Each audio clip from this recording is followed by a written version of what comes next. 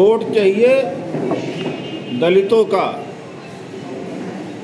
यह कहना मैं दलित की बेटी हूँ, लेकिन दलित के हितों के खिलाफ काम करने का असर अब दिखाई पड़ने लगा। सुश्री मायावती जी ने 6 सितंबर 2011 को जो समाज कल्याण के द्वारा चालित छात्रावास है, जिसमें अनुसूचित जाति जनजाति के ही छात्र रह सकते हैं, 30%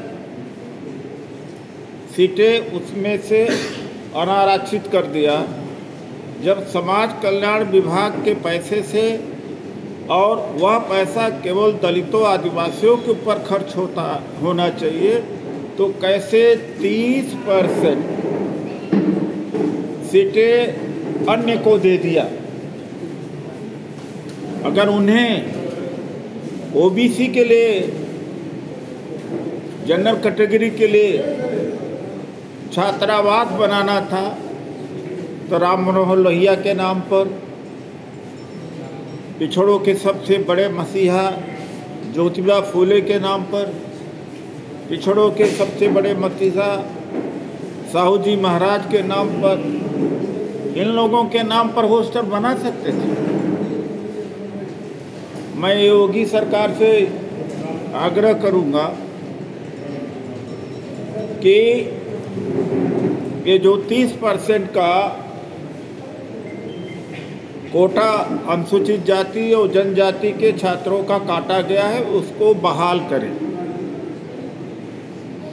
और ये 90 के पहले के ही छात्रावास है।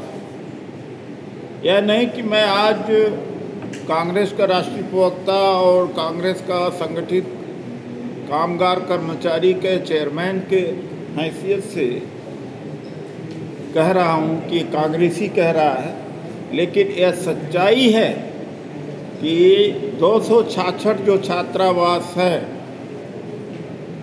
ज़्यादातर कांग्रेस के समय के बने हुए हैं। अगर उत्तर प्रदेश का दलित, पूरे देश का दलित अगर खड़ा हो सका, पढ़ लिख सका, मिडिल क्लास का फॉर्मेशन हो पाया, डॉक्टर अंबेडकर या सामाजिक न्याय को समझ सका, तो केवल कांग्रेस की देन है। तो मैं सुश्री मायावती जी से पूछना चाहता हूँ कि 2007 में अनुसूचित जाति जनजाति अत्याचार निवारण अधिनियम में एक बहुत बड़ा, उसको ख़त्म करने का काम किया था। उसमें हत्या और को छोड़ करके जो कई दर्जन अपराध होते हैं दलितों आदिवासियों के ऊपर, उन पर SC ST एक्ट या दलित कानून नहीं लागू होगा। इसको मैं 2007 में इलाहाबाद हाई कोर्ट में याचिका फाइल करके निरस्त कराया था। 4 जनवरी 2011 को लखनऊ हाई कोर्ट ने डिमोशन करने का निर्णय दिया। सरकार किसकी थी? बहुजन समाज पार्टी की थी। पिछले दिनों मायावती ने अपने भतीजे आकाश को निष्कासित किया था, तो आपने कहा था कि आकाश को हमारे साथ आ जाना चाहिए, और वो भी पार्टी में वापस आ गए और आज अशोक सिद्धार्थ को भी पार्टी में आए, और शायद संभावना भी कल वो भी पार्टी में वापस। देखिए, तीसरे बार हुआ आकाश आनंद जी को तीसरे बार राष्ट्रीय कोऑर्डिनेटर प्रभाव किया। अब चौथे बार का इंतजार करते रहिए, कब हटा दिए जाएंगे। ये सिग्नल आना चाहिए बीजेपी से।